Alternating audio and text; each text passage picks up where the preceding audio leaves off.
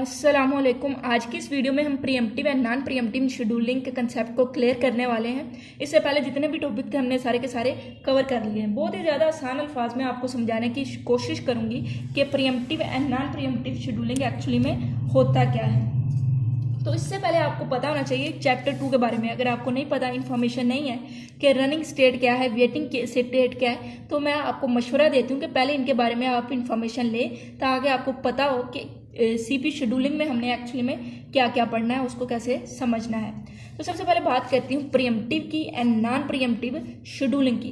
Pre-emptive और non pre-emptive में ऐसा डिफरेंस है कि आप इसे रियल लाइफ एग्जाम्पल के थ्रू समझ सकते हैं। यानी एक ऐसा इंसान जो आपने देखे होंगे आप जिंदगी में, जो काम अपना पहले करवा के छोड़ता है। अगर वो आ गया है तो उसने पहले अपना काम करवाना है, फिर किसी और की बारी आने देनी। और प्रीएम्प्टिव एक ऐसा लगा लें एक प्रोसेस है जिसमें क्या होता है कि उसे कहा जाता है कि भाई तेरा आधा काम हो गया ना, आधा हो जाता है, रुक सब्र कर। जब तक दूसरे का करना शुरू कर देते हैं और दूसरे का आधा करते हैं तो कहते हैं उसे तू सब्र कर जरा, उसका करते हैं, तो उसका फिर आगे आधा करते हैं। यानी आधा काम लटकाए रखते हैं, फिर आधा करते हैं, फिर आधा को करके मुकम्मल कर देते हैं। तो इस तरह का जो है उसे शेड्यूलिंग को हम प्रीएम्प्टिव कहेंगे, जिसमें काम को लटकाए रखना, भाई थोड़ी देर के लिए करना, फिर छोड़ देना, फिर करना, फिर करके ना इस तरह से मुकम्मल करना है। जबकि प्रीएम्प्टिव नॉन प्रीएम्प्टिव हुआ जो आ गया है तो उसने अपना पूरे का पूरा काम करवाना है, फिर ही उसने प्रीएम्प्ट होना है। ठीक हो गया।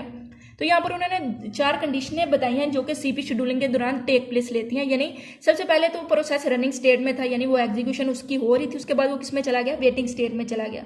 कोई भी उसे इनपुट आउटपुट ऑपरेशन रिक्वायर्ड था। या तो प्रोसेस स्विच कर जाता है रनिंग स्टेट से दोबारा रेडी स्टेट में, या फिर प्रोसेस स्विच कर जाता है वेटिंग स्टेट से रेडी स्टेट में। यानी वेटिंग स्टेट में था, दोबारा किस में आ गया, रेडी स्टेट में, या प्रोसेस टर्मिनेट कर जाता है।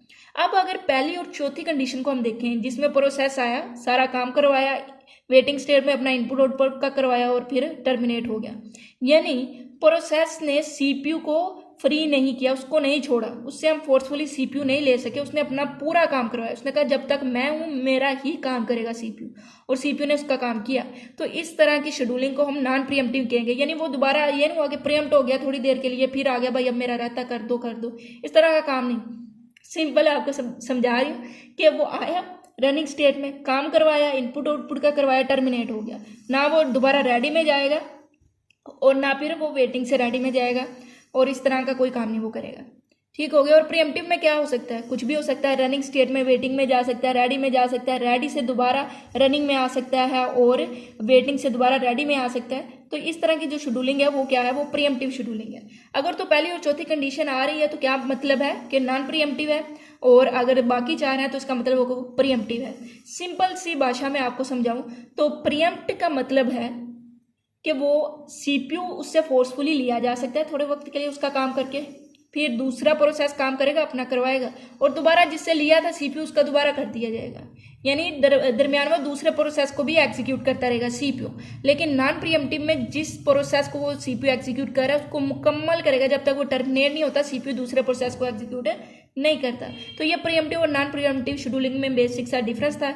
यहाँ पर उन्होंने कुछ बता दिया है कि प्रीएम्प्टिव में होता क्या है कि सीपीयू को कोई भी एक्सटर्नल इवेंट की बजाय अपने ही एक्शन से क्या कर लिया जाता है, रनिंग स्टेट से फोर्सफुली ले लिया जाता है। तो यहाँ पर कुछ उन्होंने इवेंट भी बता दिए। एक्सटर्नल इवेंट क्या होते हैं, कोई हाई प्रायोरिटी प्रोसेस आ गया जिसकी प्रायोरिटी ज़्यादा थी, या फिर कोई ऐसा हाई प्रायोरिटी प्रोसेस आ गया जो कि वेटिंग स्टेट में था लेकिन अब वो दोबारा से रेडी स्टेट में आ गया, तो फिर सीपीयू उसको एग्जीक्यूट करना चाहेगा।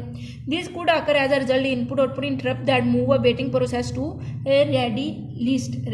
तो इस तरह से ये दो उन्होंने हमें बता दिए हैं एक्सटर्नल इवेंट कौन कौन से, या तो हाई प्रायोरिटी एंटर हो जाएगा, या हाई प्रायोरिटी वेटिंग में था वो दोबारा रेडी में आ गया। तो ये क्या थे, एक्सटर्नल इवेंट थे। तो प्रीएम्प्टिव स्कीमा में क्या होता है, फोर्सफुली सीपीयू को ले लिया जाता है बाय एक्सटर्नल इवेंट। कोई भी एक्सटर्नल इवेंट हुआ, कोई हाई प्रायोरिटी आ गई, कोई हाई प्रायोरिटी प्रोसेस दोबारा से रेडी स्टेट में आ गया, तो इस तरह के जब भी कोई इवेंट होता है तो क्या किया जाता है, सीपीयू उससे लेके हाई प्रायोरिटी की तरफ चला जाता है और उसको एग्जीक्यूट करना शुरू कर देता है। तो आज आगे बात फिर वहीं पे खत्म होती है।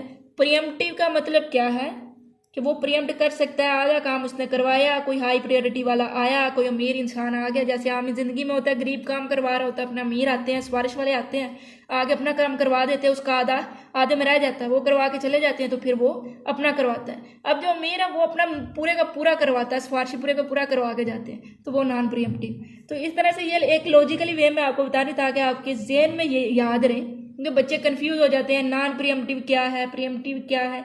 तो आपने इसको इस तरह से अपनी जो ज़िंदगी है उसमें विजुलाइज करना होता है, ताकि आपके कंसेप्ट आपको पेपर में एग्जामिनेशन हॉल में ना भूलें, चाहे वो एमसीक्यूज के थ्रू पूछे जाएँ, शॉर्ट क्वेश्चन में पूछे जाएँ, लॉन्ग में पूछे जाएँ। तो ये आपको एक शॉर्ट क्वेश्चन ही है जिसमें pre-emptive and non pre-emptive scheduling की सिर्फ आपने डेफिनेशन करनी है। इंशाल्लाह अगली वीडियो में हम इंटरवल टाइम करेंगे, तब तक के लिए अल्लाह हाफ़िज़।